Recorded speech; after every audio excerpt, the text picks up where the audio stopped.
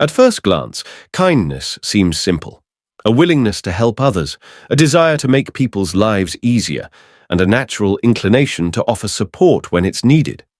However, there are times when our best intentions can lead to unintended consequences, especially when our kindness goes unchecked.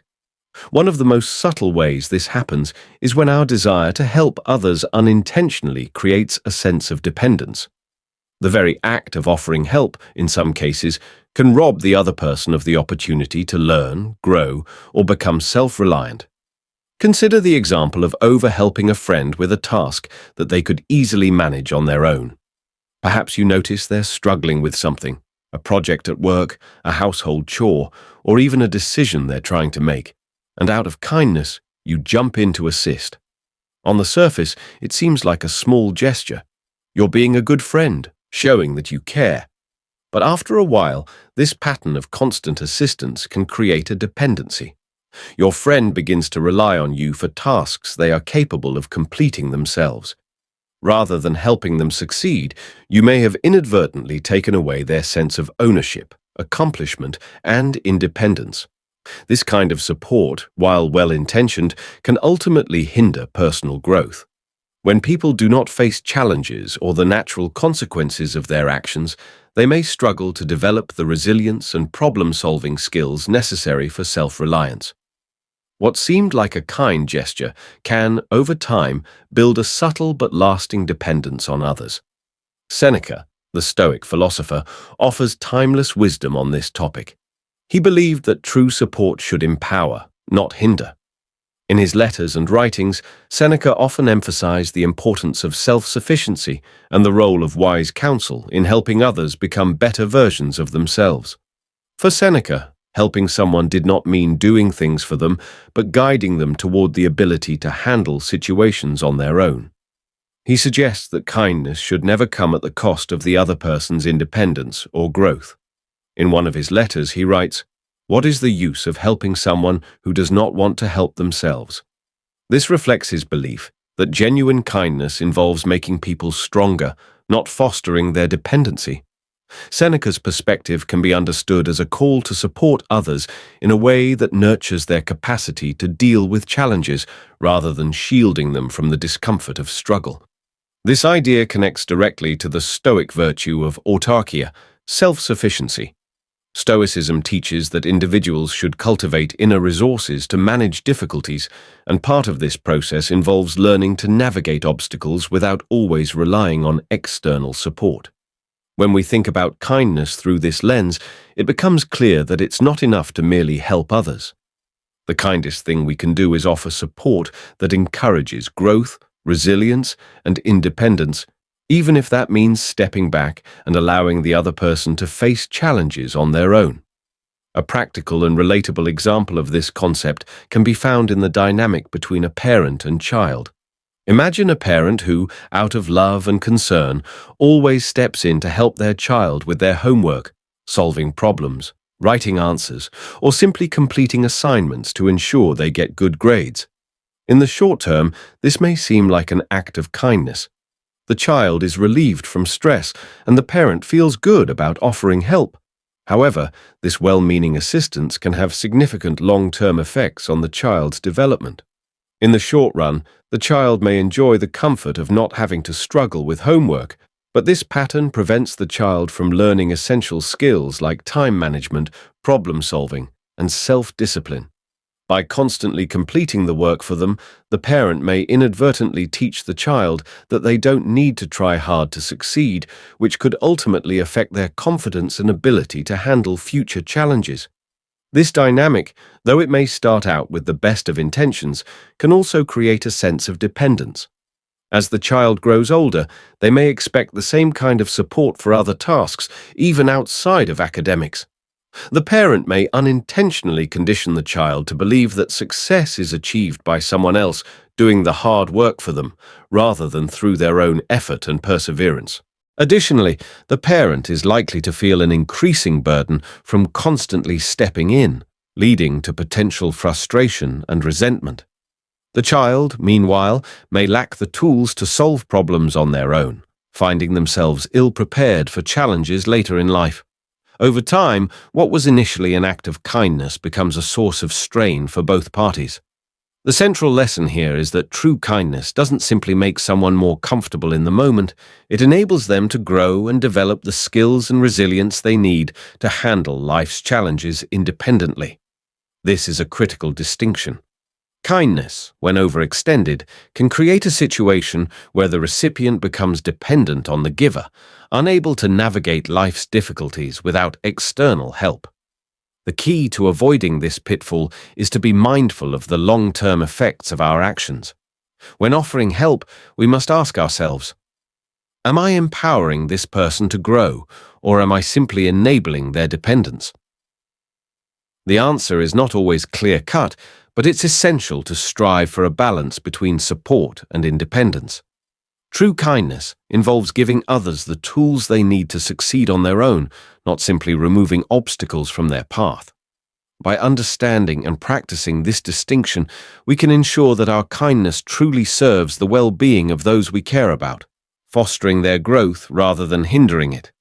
Just as Seneca suggested, we can become guides rather than crutches, helping others become stronger and more self-sufficient, so they can stand on their own when life inevitably presents challenges. When we talk about kindness, it's easy to focus on the act of helping. After all, offering support to others seems like an inherently positive thing to do. But what happens when our help goes beyond mere assistance and inadvertently prevents someone from learning how to handle their own challenges? This is the essence of enabling behavior, the act of giving too much without promoting growth or responsibility in the person being helped. In many cases, enabling doesn't just fall short of helping, it can actively harm the person's ability to thrive independently. Enabling behavior can take many forms, but at its core, it involves consistently offering aid in a way that makes someone reliant on you without addressing the underlying issue that is causing their difficulty. This can be seen in relationships, friendships, or even in family dynamics. A common example is helping someone out of financial trouble repeatedly without teaching them how to manage money or make better financial decisions for themselves. On the surface, lending money to a friend or family member seems like an act of kindness. They're in trouble, and you want to help them get back on their feet. However, by constantly rescuing them from their financial missteps without addressing the root cause, such as poor budgeting or a lack of financial literacy, you are essentially preventing them from learning the skills they need to become financially independent. In the long run, you might find that the person becomes more dependent on your help rather than becoming more capable of managing their own financial situation. This kind of behavior, while coming from a place of genuine care, creates a pattern of dependency that only deepens the person's struggles. Instead of teaching them how to navigate their finances, you're doing the hard work for them, and this ultimately hinders their development and sense of personal accountability. Marcus Aurelius, the Stoic philosopher and Roman emperor, offers wisdom that sheds light on how true compassion should not enable, but rather guide, growth. In his Meditations, Marcus writes, "Waste no more time arguing about what a good man should be one." His emphasis on action rather than words highlights a key Stoic principle. We are responsible for our own behavior, and we should act in ways that foster the development of virtue, both in ourselves and in others. According to Marcus, compassion, when done correctly, involves offering support that encourages the other person to develop their own strengths and virtues, not merely rescuing them from their mistakes or struggles. When we step in to rescue others from their own consequences, we are, in a sense, robbing them of the opportunity to learn. Stoicism emphasizes self-discipline, resilience, and the importance of facing challenges head-on to grow stronger. True compassion, according to Marcus Aurelius, doesn't involve overcompensating or stepping in to fix every problem. Instead, it's about helping others develop the tools they need to deal with challenges on their own. In this way, we guide them to growth, rather than create a cycle of dependence. One of the dangers of enabling behavior is that it can make the person receiving help lose their sense of accountability. If they know that someone will always be there to rescue them, they might stop taking responsibility for their actions. They may no longer see the need to change their behavior or take steps to fix their problems because they have learned that someone else will step in and provide a quick solution. This can apply to any number of situations, whether it's in personal relationships, work environments, or even societal systems. The root issue remains unaddressed, and the person may continue to make the same mistakes, relying on others to clean up the mess every time. Consider the rescue mentality in friendships or relationships, where one person constantly feels the need to save another from their own mistakes or bad decisions. This could be a friend who habitually makes poor life choices, spending too much money, taking on too much debt, or engaging in toxic relationships, and who always turns to you for help when things go wrong. Each time they find themselves in trouble, you swoop in to offer a solution. Maybe you lend them money, give them advice, or help them get out of a jam. While it may feel good in the short term to help them, this pattern of overcompensation is actually preventing your friend from experiencing the natural consequences of their choices. By constantly stepping in, you're teaching your friend that they don't have to learn from their mistakes because someone will always be there to help them out. This can create a toxic dynamic in the relationship, where one person feels perpetually responsible for another's well-being, and the other person loses their motivation to change their behavior. This imbalance can lead to frustration, resentment, and a breakdown in the relationship as one person feels burdened by the constant need to rescue, while the other feels entitled to help without ever addressing the root causes of their problems. On the other hand, if you were to step back and allow your friend to face the consequences of their actions, they might eventually learn valuable lessons about personal responsibility. It may be uncomfortable to watch them struggle, but this is often the kind of challenge that promotes true growth. By giving them the space to handle their own difficulties, you allow them to develop the resilience, accountability, and problem-solving skills they need to make better decisions in the future. The key issue at the heart of enabling behavior is the question of self-responsibility. True personal growth can only happen when individuals are encouraged to take responsibility for their own lives, choices, and actions. When we continuously remove the consequences of someone's decisions, we rob them of the opportunity to learn and change. By constantly saving someone, we may be unintentionally reinforcing a mindset of helplessness and a lack of accountability. In the long run, this behavior can have far-reaching consequences for both the individual and the relationship, as it can foster a sense of dependency and frustration that prevents either party from thriving. The greatest kindness is empowering others to stand on their own, even if that means letting them face the consequences of their actions. This does not mean abandoning them or being callous, but rather offering support in a way that encourages personal growth. The real kindness is found not in rescuing others from their mistakes, but in helping them develop the strength and knowledge to navigate the challenges of life on their own. In doing so, we can create relationships that are not built on dependency, but on mutual respect, understanding, and true personal growth. By stepping back when necessary, we offer the greatest gift of all, the chance for the other person to grow stronger, wiser, and more self-sufficient. When we think about kindness, we often envision helping others, offering emotional support, or providing resources. However, there is a less obvious side to kindness that involves respecting the boundaries of those we care about.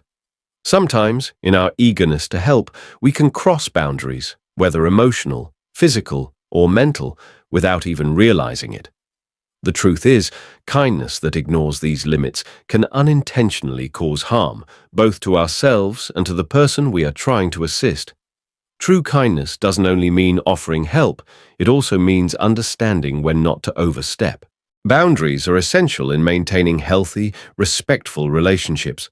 They define the space where one person's needs, feelings, and limits are respected by others. The act of kindness, in its truest sense, involves recognizing these boundaries and offering help in a way that respects the other person's autonomy. However, sometimes our good intentions may lead us to disregard these boundaries. This can be particularly problematic when it comes to emotional support, where the lines between helping and overburdening can be very thin.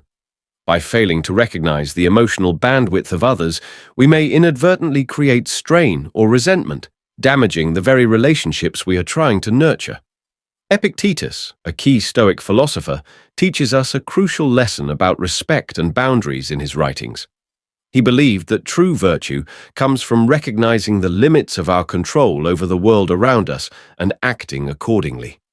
In his discourses, he emphasized the importance of accepting what we cannot change and focusing on what we can control, primarily our own reactions and behaviors. For Epictetus, recognizing the limits of others' needs and respecting their boundaries is an integral part of true virtue. When we fail to do this, we overstep the natural limits of a relationship, taking on burdens that aren't ours to carry, and possibly causing harm in the process. Epictetus also highlighted the necessity of maintaining personal boundaries in a world where external events often push us in various directions. According to his philosophy, acting with virtue means understanding that we cannot control others' emotions or needs, and part of that is knowing when to say no. In his view, kindness should not be about forcing others to rely on us excessively or overextending our own capacity to help. Instead, it should be rooted in mutual respect and understanding that each person has their own limitations. A common scenario where kindness can unintentionally overstep boundaries is in friendships or relationships where one person continually seeks emotional support without considering the other's emotional capacity. Imagine a friend who consistently turns to you for advice or help with their emotional struggles.